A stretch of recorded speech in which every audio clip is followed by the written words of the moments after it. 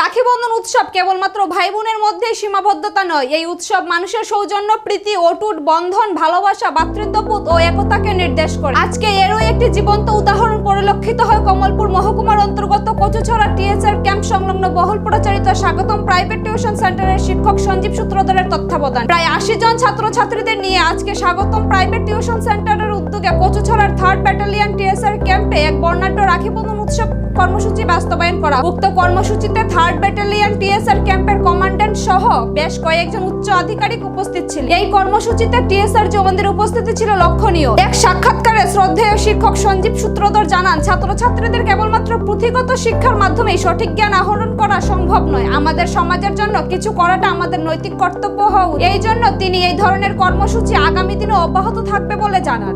আজকের কর্মসূচিতে ছাত্রছাত্রীদের উৎসাহ ও উদ্দীপনা ছিল লক্ষণীয়। ছাত্রছাত্রীরাও তাদের শিক্ষকের এই ধরনের কর্মসূচির অনেক প্রশংসা উল্লেখ করেছে।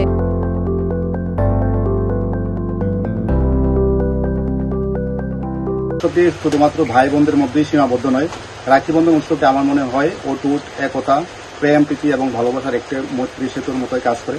আজকের এই অনুষ্ঠানটি আমরা কমলপুর মহকুমার কচুছড়ার অন্তর্গত স্বাগতম টিউশন সেন্টার থেকে প্রায় 70-80 জন স্টুডেন্টকে নিয়ে ত্রিপুরার স্টেট রাইফেলস অর্থাৎ টিএসআর বাহিনীর যে তৃতীয় বাহিনী আমাদের কচুছড়ার মতো অন্তর্গত, এটার মধ্যে কিন্তু আজ আমরা এই অনুষ্ঠানটি সম্পন্ন হয়েছে এবং এখানেও আমরা দেখতে পেয়েছি অনেক মানুষের সাড়াই দিয়েছি। টিএসআর যখন তারাও অনেক আমাদেরকে কাজে হেল্প করেছেন, তারাও আমাদের কাজে অনেক সহায়তা করছেন এবং ছাত্রছাত্রীও এই নিয়ে নানান উৎসাহ এবং উদ্দীপনা দিয়েছেন। এটাই বলবো।